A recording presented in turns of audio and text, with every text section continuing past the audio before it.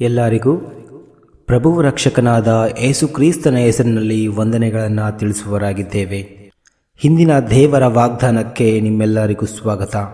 ಇಂದು ದೇವರು ನಿಮಗೆ ನೀಡುತ್ತಿರುವ ಅಭಯದ ಮಾತು ಏನೆಂದರೆ 1 ಪೇತ್ರನು 5ನೇ ಅಧ್ಯಾಯ 7ನೇ ವಚನ.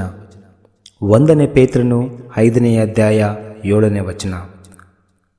ದೇವರು ನಿಮಗಾಗಿ ಚಿಂತಿಸುತ್ತಾನೆ, ಆದುದರಿಂದ ನಿಮ್ಮ ಎಲ್ಲ ಚಿಂತೆಗಳನ್ನು ಆತನ ಮೇಲೆ ಹಾಕಿರಿ ಎಂಬುದಾಗಿ. ಆಮೇನ್.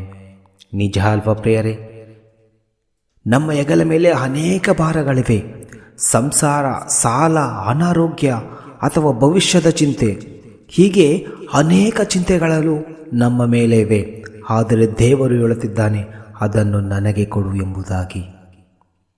ನಿನ್ನ ಚಿಂತೆಗಳನ್ನೆಲ್ಲ ನನಗೆ ಕೊಡು ಎಂಬುದಾಗಿ ದೇವರು ಹೇಳ್ತಾ ಇದ್ದಾನೆ. ನಾನು ನಿನ್ನನ್ನು ನೋಡಿಕೊಳ್ಳುತ್ತೇನೆ, ನೀವು ಆತನಿಗೆ ಪ್ರಾಮುಖ್ಯರಾಗಿದ್ದೀರಿ, ನೀವು ಆತನಿಗೆ ಮುಖ್ಯವಾಗಿದ್ದೀರಿ ಎಂಬುದಾಗಿ ದೇವರು ಹೇಳ್ತಾ ಇದ್ದಾನೆ. ಪ್ರಿಯರೇ, ನಿಜವಾಗಲೂ ನಮ್ಮ ಮೇಲೆ ಅನೇಕ ಭಾರಗಳಿವೆ, ಅನೇಕ ಚಿಂತೆಗಳಿವೆ, ಅನೇಕ ವೇದನೆಗಳಿವೆ. ಅದನ್ನೆಲ್ಲ ದೇವರು ಹೇಳ್ತಿದ್ದಾನೆ, ನಿಮ್ಮ ಚಿಂತೆಗಳನ್ನೆಲ್ಲ ನನ್ನ ಮೇಲೆ ಹಾಕಿರಿ ಎಂಬುದಾಗಿ. ನಾವು ಚಿಕ್ಕ ಪುಟ್ಟ ಕಥೆಯನ್ನು ನಾವು ನೋಡುವುದಾದರೆ, ಒಬ್ಬ ಸರ್ಕಸ್ ಆಟಗಾರ 2 ಎತ್ತರದ ಕಟ್ಟಡಗಳ ನಡುವೆ ಕಟ್ಟಿದ ಹಗ್ಗದ ಮೇಲೆ ನಡಿಗೆ ಮಾಡುತ್ತಿದ್ದ. ಅವನು ತನ್ನ ಮಗನನ್ನು ಹೆಗಲ ಮೇಲೆ ಕೂರಿಸಿಕೊಂಡು ಹಗ್ಗದ ಮೇಲೆ ಸರಾಗವಾಗಿ ನಡೆದು ಒಂದು ಬದಿಯಿಂದ ಇನ್ನೊಂದು ಬದಿಗೆ ಸೇರಿದ. ಅಲ್ಲಿದ್ದ ಜನರೆಲ್ಲರೂ ಚಪ್ಪಾಳೆ ತಟ್ಟಿದರು. ಆ ಆಟಗಾರ ಜನರ ಬಳಿ ಕೇಳಿದ, ನಾನು ನನ್ನ ಮಗನನ್ನು ಹೊತ್ತು ಮತ್ತೆ ಹಿಂದಕ್ಕೆ ಹೋಗಬಲ್ಲೆ ಎಂದು ನಿಮಗೆ ನಂಬಿಕೆ ಇದೆಯಾ ಎಂದು ಪ್ರಶ್ನೆ ಕೇಳ್ತಾನೆ. ಅಲ್ಲಿರ್ತಕ್ಕಂಥ ಜನರೆಲ್ಲರೂ ಖಂಡಿತ ನಂಬಿಕೆ ಇದೆ ಎಂದು ಉತ್ತರ ಕೊಡುತ್ತಾರೆ.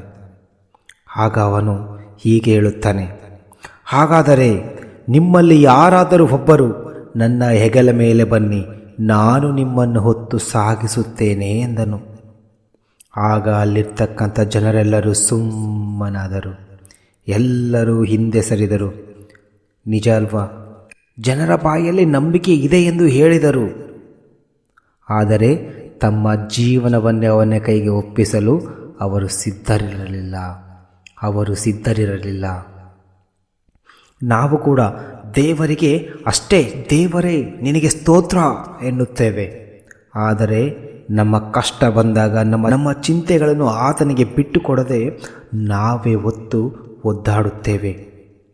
ನಿಮ್ಮ ಜೀವನವೆಂಬ ಭಾರವನ್ನು ದೇವರ ಹೆಗಲ ಮೇಲೆ ಹಾಕಿರಿ, ಆತನು ನಿಮ್ಮನ್ನು ಸುರಕ್ಷಿತವಾಗಿ ದಡ ಮುಟ್ಟಿಸುತ್ತಾನೆ.